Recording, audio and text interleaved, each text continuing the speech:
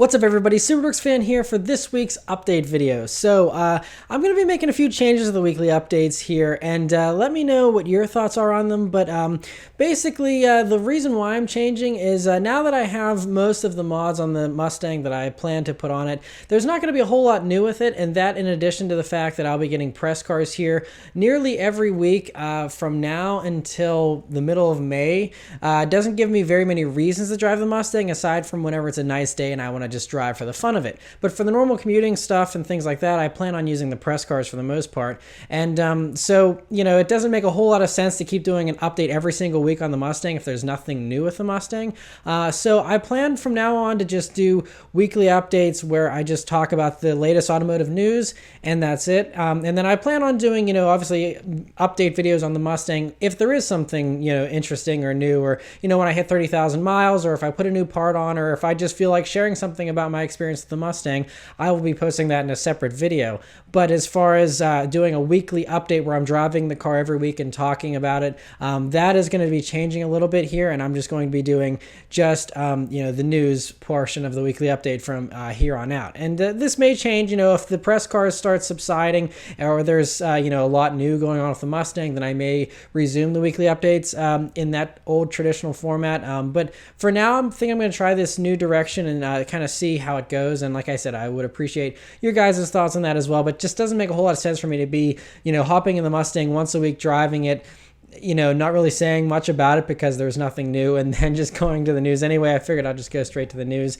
And in addition to that, there will not be a weekly update at all next week because I will be out of town for a little mini vacation for a few days, and I will be you know, right in the middle of the week, I'll be gone there. So I will be missing out on all the automotive news, and I won't be posting a weekly update for next week. And because of that, it's kind of unfortunate timing the way it's working out, but that is the same week that the Geneva Motor Show is. All the press days are next week, and so all the debuts from Geneva will be coming out next week. Now, if you follow me on Twitter at SuperWorksFan, you'll know that I retweet all the latest automotive news stories. So if you want to stay up to date on all the car news and everything going on at Geneva, definitely give me a follow on Twitter at SuperWorksFan, and even throughout my vacation, I will be updating that, so you'll be able to stay up to date on all the news stories. I just won't be making a video talking about all of them for next week. And then the following week, I will resume with the automotive news, and I'll continue that every week for the foreseeable future. So that's the changes in regards to that. Hopefully, you know, that's okay with you guys. I know some of you might miss me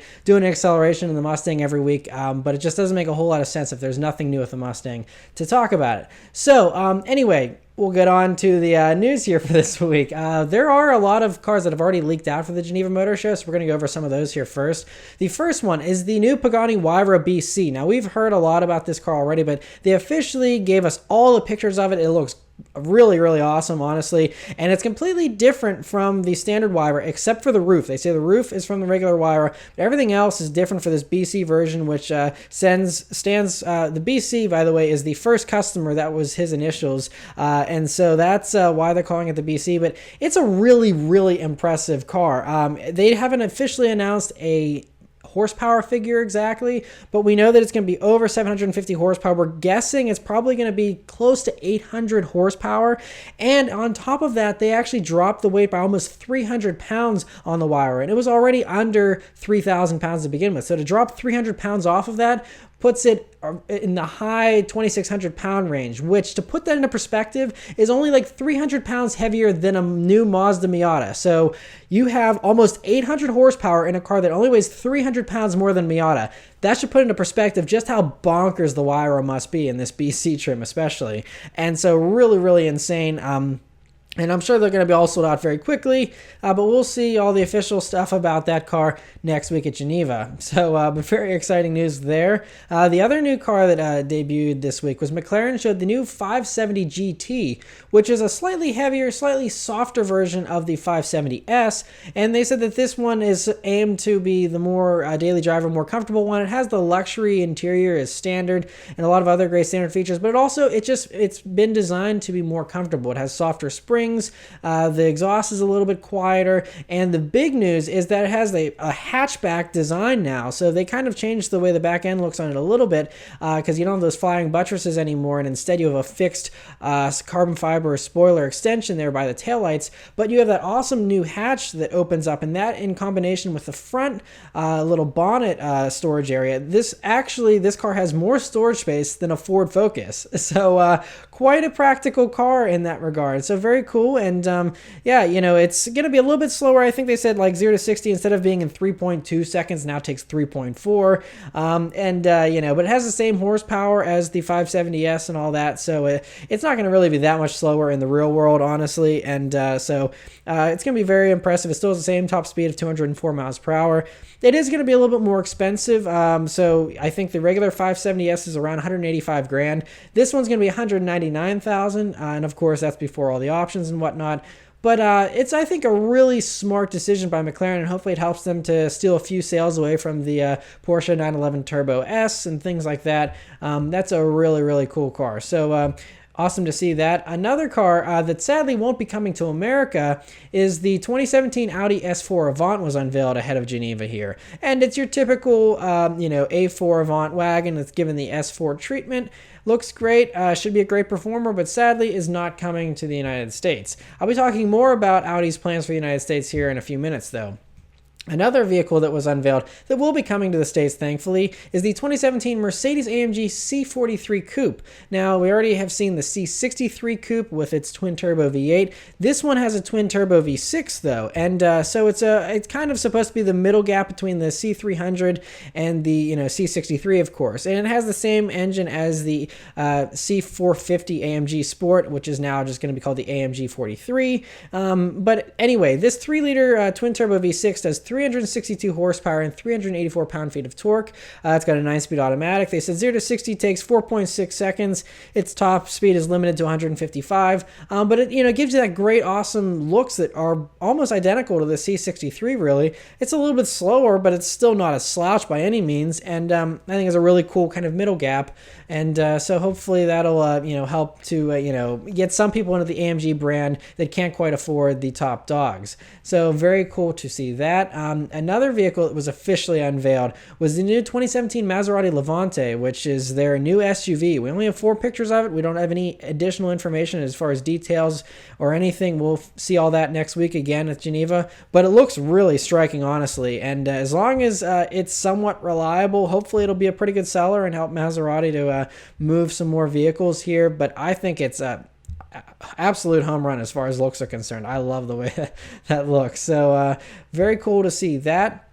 Another car that got a great restyling here was the 2017 Bentley Mulsanne, and it's really elegant and classy looking. Not that it was already a Bentley that looked very classy, but now it just looks a little more stately. I love they have these new vertical slats in the grills, and obviously the new front end has been restyled there and tweaked, and looks a lot more modern, I think, while still having that elegance that it's always had. And so it's still sticking with the same old 6.75 liter V8 that's twin turbocharged, 505 horsepower, and the earth-moving 752 pound-feet of torque, which is crazy, and you can even get even more with the speed versions, but it has the 8-speed automatic. But the cool thing is they've really upped it. It has a new air suspension, and obviously, aside from the looks, you also have a newer interior now that will actually do Apple CarPlay and a lot more, of those modern features. It has an 8-inch touchscreen now, and, has really, I think, been brought up to date a little bit, and so that's great to see. It also has custom Android tablets that pop out of the back seats and things like that. And so overall, a really, really cool redesign. So great to see that. Another luxury car maker, Rolls-Royce, has announced some news here for the Geneva Motor Show, and that is that they're going to be killing off the Phantom after the 2016 model year to make way for the new one that's coming out. But in addition to that, they actually announced that they're not going to be doing the Phantom Coupe or the Drop Head, which is the convertible version, for the new generation. They're not doing them at all. This is the last convertible full size. You're going to still get the Wraith, and then the Ghost, and then of course the convertible versions of those, which is great, but that's a little bit of a smaller Rolls. And so for those that like the huge one, this is your last chance to get one with these new models they're calling the Zenith Edition. They're making 50 of these limited edition Zenith models to celebrate these car's final hurrah before the new version comes out. And so they have a few unique features, they say, that include a tailgate hosting area, which is going to allow you to tailgate in very, I guess, baller style. And in addition to that, it's going to have laser etched armrests, and it's also going to have custom instrument dials, a special version of the Spirit of Ecstasy hood ornament, and a few other things that they haven't announced yet. But pretty interesting to see that. But it's kind of sad that they're killing off, the large coupe and convertible. And back to some other cars that are unveiled here for Geneva. Volvo has just unveiled the new V40, which is a car we don't get in the States, unfortunately, but maybe we will in time. But it's got the same restyled, front and back end like you've seen on the other new Volvos, and incorporate those very cool looking headlights that I really like. And so yeah, but like I said, we do not get that in the States, but for those of you in Europe, I believe it's going to be arriving this year, and that's a really cool little hatchback, and obviously probably the safest one out there too, with Volvo's history. Another hatchback that was unveiled that we're not going to be getting in America here is the new Up. Now, Volkswagen has updated it. It's their new city car that Europe has, and the cool thing for those of you in Europe is that there's a new TSI model, which now it's got a turbocharged 1-liter 3-cylinder engine that has 89 horsepower and 118 pound-feet of torque, and they kind of soften the blow of that those performance figures by saying that it actually has the same performance as the original Golf GTI. So they're comparing it with a 30-year-old car, and yeah, 0 to 60 takes 10 seconds and a top speed of 115 miles per hour. But for a cool little city car, that's a, good performance, I suppose. But yeah, that's not coming to the States and probably won't anytime soon either. Another vehicle that probably will be coming to the States eventually is Volkswagen has teased a small SUV concept that they're going to be debuting at Geneva. It's just a concept though, not a production version. We'll have to wait a little bit longer for that. But as you can see, it looks aggressive and bold, and so can't wait to see the whole car whenever it debuts next week at Geneva. Another thing that is debuting at Geneva is Hyundai's rolling out the new Iconic vehicles, or Ionic, I guess I should say. It's kind of strange how they spell it, but they're Ionic vehicles, and that's the plug-in hybrid and the regular gasoline-electric hybrid models that they're going to be debuting alongside the Nero that they're going to be doing, which I talked about last week in the weekly update. Anyway, we just have the 3 models here. The fully electric one gets a closed-off nose. Otherwise, they look okay. I think they look better than the new Prius, that's for sure. But we'll have all the details on those as they debut them next week. But they're saying that it should have, I guess, comparable range to the Ford plug-in models and things like that. And interesting to see that nonetheless. Another car that's teased for the New York Auto Show, which is coming out next month around this time, so a month from now, Acura will be debuting the new 2017 MDX, which we have a teaser image here, which is obviously a sketch, but a very, very bold look. And if it looks even remotely close to that, it should make quite a statement for the Acura brand. And some people were saying this could be the first application of their new precision concept that was shown at Detroit that they said will not be getting produced, but will be making its way onto production vehicles. And so that's all we know about that. We do know it should be getting some powertrain refreshes as well, but great to see that nonetheless. And like I mentioned earlier, some news about Audi that this website called Autobahn has just posted up recently, and I guess someone leaked a product plan thing for Audi, and it looks pretty credible, and it seems to line up with all the reports and everything we've heard about other vehicles from Audi and when they're coming. And so as you can see, it's just this one picture here that Autobahn posted, and it shows you when the A5, S5, the Q5, the R8 Spider, which we assumed was coming, when that's going to be arriving, the TTRS. And as you can see, there's an RS3 sedan, which we actually just heard rumors about last week, and that's on here, as well as several other vehicles that are getting a refresh. But the most interesting thing, in addition to the RS5, which is great to see that's making a comeback in 2018, is the addition of an R8 V6, which I guess there's been talk in the Audi executives about how the V6 is a perfect engine for this car, and that's what they've been quoted as saying. So it makes sense that they're going to be including a V6. It'd be a twin-turbo V6, of course. It'd be very quick. But yeah, so that is supposedly coming in 2018. If this is credible, it seems pretty legit, but we'll just have to wait and see if that actually pans out the way that this plan is reporting.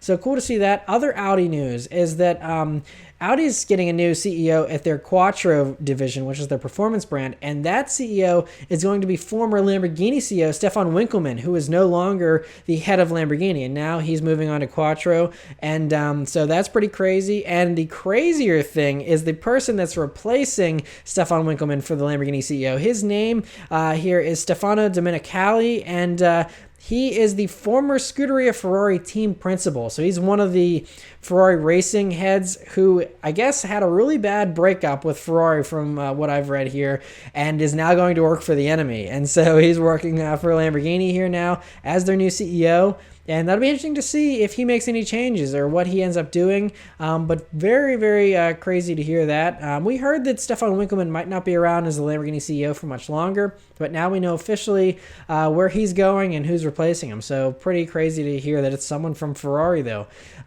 Another stuff, now going on to some rumors here. There's a report that BMW is considering bringing back the 8 Series for 2020. The reason why is they're saying that they see how much the Mercedes S-Class coupe is selling, and they want to compete with that because the only thing BMW really has, aside from the 6 Series, which is a little bit beneath the S-Class as far as pricing and things like that go, the next step up from BMW would be the Rolls-Royce Wraith. So yeah, they want something that's going to compete at the same price as the S-Class, and so that's why they're considering the 8 Series. They're also considering, instead of just a traditional coupe, they're also considering a 4-door coupe, swoopy kind of thing. But I think they already kind of have that with the 6 Series Grand Coupe. But they may be doing a larger version or something. I'm not sure. But that's just some rumors that we're hearing there. Some other news we've heard from BMW this past week is that their one executive was saying that they want to keep the M models rear-wheel drive as long as possible, and they also want to stick with V6s and V8s for as long as possible. Now, we know that there already are M vehicles with all-wheel drive, and that in the past there have been 4-cylinder M models. The original M3 was 4-cylinder, and so they're not saying that they're rolling anything out, but they're just saying that they would like to stick with those things for as long as possible, the V6s and the V8s and rear-wheel drive. But we know the new M5 may possibly have an all-wheel drive option as well and things like that. So just interesting, though, that they said that's what they're hoping to stick with. Back to some other stuff that was unveiled, the last 3 stories here real quick. Jeep has unveiled a new Renegade Dawn of Justice edition, which coincides with the new Dawn of Justice Batman vs. Superman movie that's coming out. And in the trailer, we actually see Bruce Wayne driving the Renegade here. And so they're releasing this car in a very smart marketing move for those that can't afford an actual Batmobile but can't afford a Renegade. So cool to see that, and a cool choice there for Batman fanatics. Another thing that was pretty crazy from the Dodge group, although not officially Dodge, but Hennessy has just put 2 turbos on the Hellcat. The car that did not need any more power at all, with 707 horsepower, Hennessy gave it more power. It now has 1,032 horsepower, and that's measured at the crank, not at the wheels, but still absolutely insane. And you would think it would actually have more if you're putting 2 turbos on top of a supercharged Hemi V8 engine. But yeah, it has 987 pound-feet of torque as well. And they said it'll do 0 to 60 in 2.7 seconds if you can get it to hook up. I don't understand how this thing is even going to go in a straight line. I mean, the Hellcat that I reviewed did do a very good job of going in a straight line with the 707 horsepower as long as you're reasonable with your throttle applications. But this, I can't see this thing doing anything other than donuts. Like, it's really funny, but really awesome. And yeah, so if you thought the 707 horsepower was not enough, Hennessy has the car for you. The final thing here, something kind of far-fetched but fun to think about, is the Bronco 6G forum rendered a new next-generation Ford Bronco. Now, Ford has not confirmed a Bronco. We know they want to have 4 new SUV-type vehicles in the next, 4 or 5 years. But they didn't say a Bronco is one of them. It could be one of them, but in the past, Ford has said they kind of want to shy away from the Bronco name because of the negative association with the O.J. Simpson case and other things. But it's funny because I think because of all that stuff, it's actually made it more popular and famous, and I think actually, has made the brand more iconic with the Bronco. And so I think that they should probably build this Bronco. And this has been going around the internet like crazy this week, so that's why I figured I'd talk about it. Again, this is just an artist rendering someone just did for fun on those forums. Not anything even remotely realistic to what may happen for the future with Ford, but I think Ford would be wise to see this and say we could totally make exactly that vehicle, because it's not, it looks like it's, it borrows a lot of parts from other Fords. It could be hobbled together very easily, I think, and I think would be a very cool option for those out there that want a cool, sporty two-door SUV. I think that'd be really, really awesome. So cool to see that, but again, just a rendering for fun. But yeah, so that's it for all the news this week, guys. So like I said, there will not be a weekly update next week, but the following week I'll be right back here with more automotive news. Thank you guys very much for watching, and I'll see you next time. Take care.